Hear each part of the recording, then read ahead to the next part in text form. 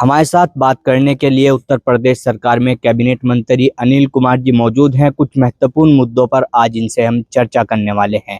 मंत्री जी, सबसे पहली तो चर्चा एसआईआर को लेकर है। एसआईआर की प्रक्रिया समाप्त हो गई है और जिस तरह से एसआईआर की प्रक्रिया के दौरान हमने देखा, आप लोगों ने जिस तरह से ग्राउंड जीरो पे उतरकर अपने कार्यकर्ताओं को, लोगों को जागरूक किया, तो किस तरह की आप देखकर चलते हैं जिस तरह से बहुत सारी वोट भी कम हुई है। निश्चित रूप से एसआईआर की जो प्रक्रिया है वो 26 तारीख में समाप्त होगी और मुझे लगता है पूरे प्रदेश में तो 3.25 करोड़ से ज़्यादा वोट कटी है, लेकिन जनपद में भी 3.5 लाख के आसपास वोट जो है का डिलीशन हुआ है। विधानसभा अलग आंकड़े हैं और मुझे लगता है कि हमारे विधानसभा में भी शायद 40-45 हज़ार वोट जी कटा है। और उसमें कोई ऐसा नहीं है कि सभी का कटा है। मान लो किसी व्यक्ति की 2 वोट थी या कोई व्यक्ति गांव छोड़कर कहीं चला गया या अपना गंतव्य स्थान छोड़कर कोई दूसरी जगह चला गया या किसी हमारे बिटिया की शादी दूसरी जगह होगी, वहाँ भी उसकी वोट चल ली, जहाँ शादी होगी वहाँ भी वोट चल ली। तो इस तरह की जो डुप्लीकेट वोट्स थी, तो इस तरह की वोट्स कटी हैं। और देखो मतलब हमारा ये मानना है कि स्वतंत्र मतलब जो है लोकतंत्र के लिए, स्वस्थ लोकतंत्र के लिए जो है शुद्ध वोटर लिस्ट होनी भी जरूरी है, ट्रांसपेरेंट वोटर लिस्ट होनी भी जरूरी है। तो इससे निश्चित रूप से जो फर्जी वोट एक तो थी वोटर लिस्ट के अंदर थी, वे सारी वोट कटी है। और अब जो नई वोटर लिस्ट में जो वोट अंकित होकर आएंगी वो निश्चित रूप से बिल्कुल प्योर लिस्ट होगी, शुद्ध लिस्ट होगी। लिस्ट का एक तरह शुद्धिकरण हो गया है और जो लोग हैं मौके पर उन लोगों की उसमें वोट है। तो ये लोकतंत्र, स्वस्थ लोकतंत्र के लिए भी एक अच्छी प्रक्रिया है।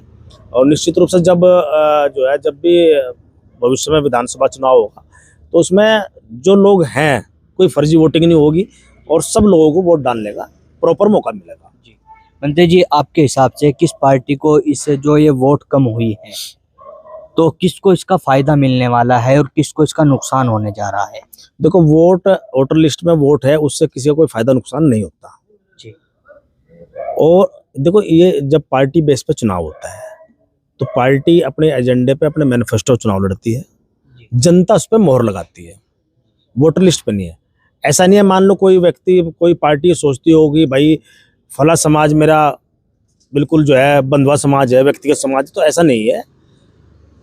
वोटर को तो उसके वोटर के तो जो वोटर होता है, जो मतदाता है, उसके मन के लुभाने की बात है। हम कितना उसके मन को लुभा लेते हैं, उसका मान सम्मान करके, उसके दुख सुख में शामिल होकर, अपने एजेंडे के रूप में, या फिर जो हमारी पार्टी की पॉलिसियां हैं, जो हमारी पार्टी की नीतियां हैं, उनके आधार पर जो है वोटर अपना वोट करने का काम करता है। तो इससे कोई प्रभाव पड़ने वाला नहीं है। जी मंत्री जी, ये तो एसआईआर की बात हो गई। मुजफ्फरनगर में एक मुद्दा बेहद गरमाया हुआ है और आप क्योंकि सरकार में मंत्री हैं तो इसलिए आपसे सवाल जरूरी हो गया है।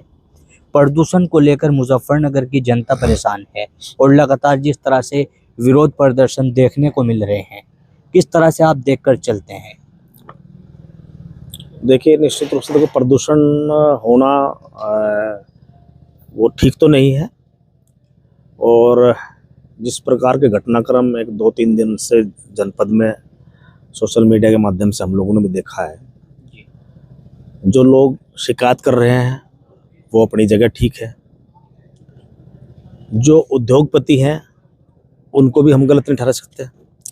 किसी भी देश को या प्रदेश को मजबूती के लिए उद्योग का होना भी जरूरी है, लेकिन जिसके लिए सरकारें काम करती हैं जनमानस के लिए, उस जनमानस का स्वास्थ्य भी ठीक होना बहुत ज़रूरी है। तो दोनों चीज़ें ज़रूरी है।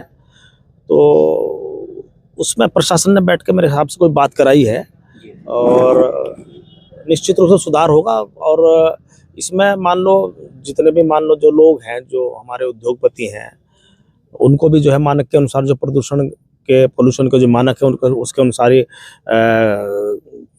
अपने उद्योगों को संचालित करना चाहिए। क्योंकि वो जब प्रदूषण, मान लो अगर हमारे जनपद प्रदूषण है तो प्रभावित सब को करेगा, वो उनके परिवार बच्चों को भी करेगा, किसान को भी करेगा, मजदूर को भी करेगा, गांव देहात के व्यक्ति को करेगा, शहर के व्यक्ति को करेगा। तो इसमें जिम्मेदारी व्यक्तिगत रूप से हमारे उद्योगपति भाइयों को भी निभानी चाहिए और हम सब लोगों को उसमें जिम्मेदारी निभा के इसको व्यक्तिगत रूप में सरकार की पॉलिसी अलग है, प्रदूषण करने की बहुत सारी पॉलिसियां हैं सरकार की, उन पर सरकार काम कर रही है, लेकिन उसके अलावा भी व्यक्तिगत रूप से हमें जिम्मेदारी लेकर प्रदूषण को कम करना चाहिए। जी, मंत्री जी, लेकिन जिस तरह से मिल मालिकों का कहना है कि जो कचरा जलाने के लिए आ रहा है उसको वो आरडीएफ बता रहे हैं, और वो जिस तरह से भारतीय किसान यूनियन के एक प्रतिनिधि मंडल को अधिकारियों के साथ जो किसान यूनियन के कार्यकर्ताओं ने ट्रक पकड़े थे वो चेक कराने के लिए भेजा, तो वहां पर कुछ और चीज वो निकली है। और उनका कहना है कि सरकार तो हमें सब्सिडी दे रही है इसको जलाने के लिए, तो क्या सरकार की कोई इस तरह की योजना है कि इस तरह का कचरा मुजफ्फरनगर में जलवाया जा रहा है? नहीं, देखो, आरडीएफ जो है, उस आरडीएफ के लिए हो सकता पॉलिसी हो, मुझे पूरी जानकारी नहीं है, लेकिन उसके एवज में उसके उसके उसके बिहाइंड यदि हम लोग जो है कुछ और कचरा या मान लो कोई इस तरह का वेस्ट लाए जो पोल्यूशन को बढ़ाने का काम करता है, वो गलत है। अगर आरडीएफ से पोल्यूशन नहीं हो रहा है वो अलग चीज़ है, लेकिन उसके बिहाइंड अगर कुछ और उद्योगपति इस्तेमाल करते वो गलत है। अगर वो इस्तेमाल करे तो उनको नहीं करना चाहिए, क्योंकि शहर तो सबका है ना, वो एक आम आदमी का भी है, गरीब आदमी का भी है, उद्योगपति का भी है, किसान का भी, सबका है। तो ये अपना शहर है मुजफ्फरनगर, सबका है, अपना दायित्व निभा कर, सबको जिम्मेदारी निभा कर पोल्यूशन को कम करने की कोशिश करनी चाहिए मेरे हिसाब से। मंत्री जी, लेकिन जिस तरह से कई गांव प्रभावित हो रहे हैं, कैंसर जैसी गंभीर बीमारियां बढ़ रही है, काले पेलिये की बीमारी लगातार बढ़ रही है, और वहां पर जाकर हमने भी देखा कि जो ट्यूबवेल चल रही है, जो पानी नलकों से आ रहा है वो ब्लैक कलर का पानी आ रहा है और लोग परेशान है उसको लेकर।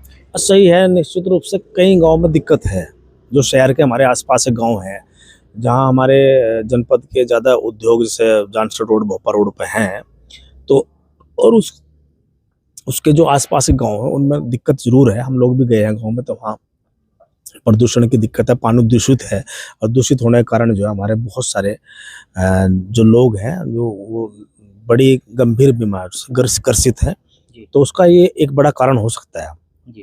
तो इसीलिए जो है मान लो किसान यूनियन ने भी उस मुद्दे को बड़ी मुखरता से उठाने का काम किया है। वो भी जनहित का मुद्दा है, कोई ऐसा नहीं है मान लो उन्होंने उठाया, कोई गलत नहीं उठाया, उन्होंने भी सही उठाया है। तो उसमें और दोनों पक्षों के बीच में एक आम सहमति 1 महीने के समय के लिए बनी भी है कि हम इस नीति पर चल देते हैं। कुछ सुझाव दोनों तरफ से आए, तो दोनों तरफ सुझाव आने के बाद में एक सहमति बनी है कि 1 महीना हम लोग कर लेते हैं, 1 महीने के बाद में किसी स्टेज पर हम पहुँचते हैं उसके बाद दोबारा बैठ लेंगे, तो ठीक है, कोई दिक्कत नहीं। जी बिल्कुल। देखिए मंत्री जी, एक और मामला इस समय प्रदेश में चर्चा का विषय है। आपकी विधानसभा क्षेत्र का गांव है खाईखेड़ी। वहां के गैंगस्टर विनय त्यागी की कोर्ट में पेशी के दौरान जिस तरह से उन पर हमला हुआ और 2 दिन के बाद उनकी मौत हो गई, परिवार बहुत गंभीर सवाल उठा रहा है। आप किस तरह से देखते हैं, सरकार किस तरह से देखकर चलती है अगर परिवार कोई बात कह रहा है उनकी मौत? देखो, परिवार के सवाल कोई ये नहीं कह गलत नहीं ठहराया जा सकता, परिवार के सवाल अपनी जगह सही हो सकते हैं। घटना उत्तराखंड में हुई है और प्रशासनिक या शासनिक रूप से तो जवाब वही की सरकार दस्ती को घटना वहाँ हुई है, वही उसका इन्वेस्टिगेशन कर रहे हैं। लेकिन दुखद घटना है, गंभीर घटना है, और मेरी तो पूरी संवेदना परिवार के साथ है। हमारे क्षेत्र में ही ब्लॉक पुरकाजी पड़ता है, उनकी पत्नी ने 2 बार हमारे ब्लॉक पुरकाजी का प्रतिनिधित्व भी किया है, लोगों की सेवाएं की हैं।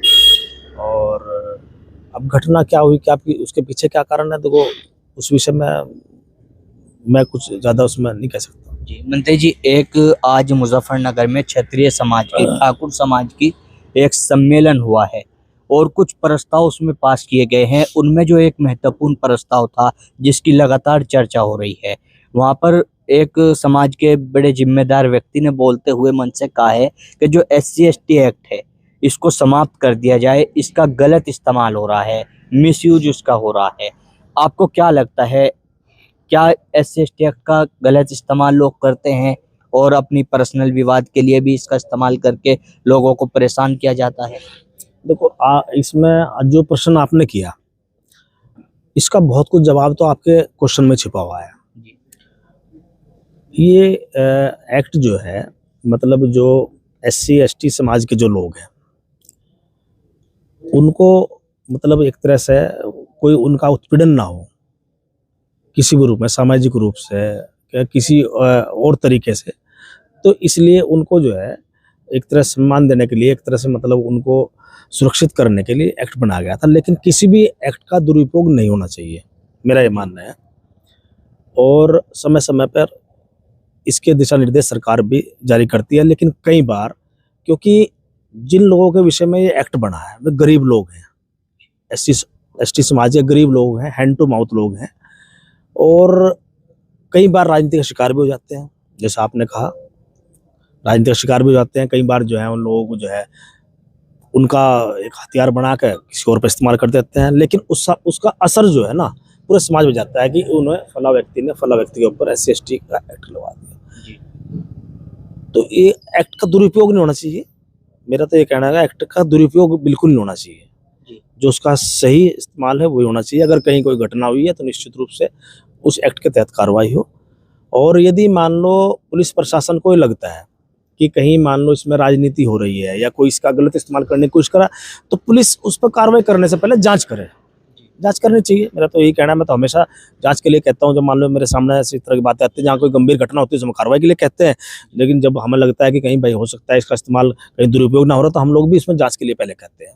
लेकिन जिस तरह से इसको खत्म करने की बात आज वहां से कही गई है, और अब से पहले भी कई बार कई सारी पंचायतों में इसको खत्म करने की बात सामने आई है, आप किस तरह से देखते हैं? क्या खत्म ये हो जाना चाहिए? लोकतंत्र है, इसमें हर आदमी को अपनी बात कहने का अधिकार है। कोई कुछ कहता है, कोई कुछ कहता है। एक्ट खत्म करना मेरे हाथ में थोड़ा ही है? और मेरे हिसाब से खत्म होना भी नहीं चाहिए। क्यों खत्म होना चाहिए? उसका दुरुपयोग नहीं होना चाहिए। एक्ट से नहीं है। मान लो उन लोगों की जो पीड़ा, जो वो ये कह रहे हैं कि वो एक्ट खत्म होना चाहिए, उनकी पीड़ा ये है कि एक्ट का दुरुपयोग हो रहा है, तो उनका विषय होना चाहिए कि एक्ट का दुरुपयोग नहीं होना चाहिए। उनका विषय भी होना चाहिए, उनका विषय होना चाहिए, हटना चाहिए। उनका विषय भी होना चाहिए कि एक्ट का दुरुपयोग ना हो, और मैं भी ये चाहता हूँ दुरुपयोग ना हो। जी बिल्कुल। देखिए, कैबिनेट मंत्री अनिल कुमार जी हमारे साथ मौजूद थे, बहुत महत्वपूर्ण मुद्दों पर चर्चा कर रहे थे। मैं अपने सहयोगी वसीम मंसूरी के साथ तनवीर मलिक, सचनामा न्यूज़, मुजफ्फरनगर।